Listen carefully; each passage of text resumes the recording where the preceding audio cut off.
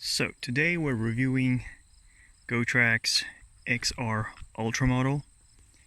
If you have seen my channel, you might have already seen reviews of other models. Like I started with Apex and then I reviewed GXL V2, and this one, in terms of riding comfort and everything, starting with the speed, torque, reminds me Gotrax Apex in many ways.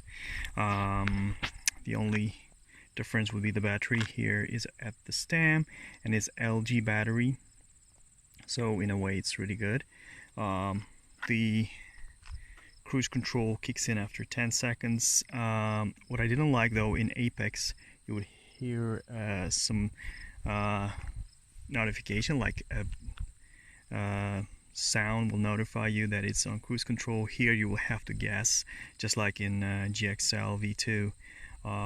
The speed is really good compared to GXL V2. The torque is really good. You can tell that it's really powerful, and I just took it for a ride on this track here, and you can see that it's like goes up and down, and it managed to perform really well.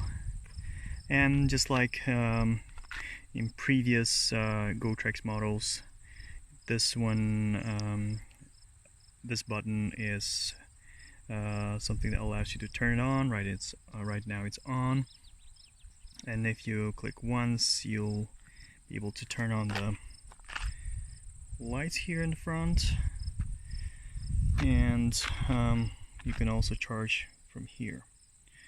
I don't know if you can see this.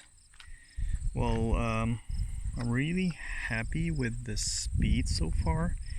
The setup was a bit harder compared to Apex or GXL V2, because you had to make sure that you connect, all the cables through here, and then you attach it to this nook here.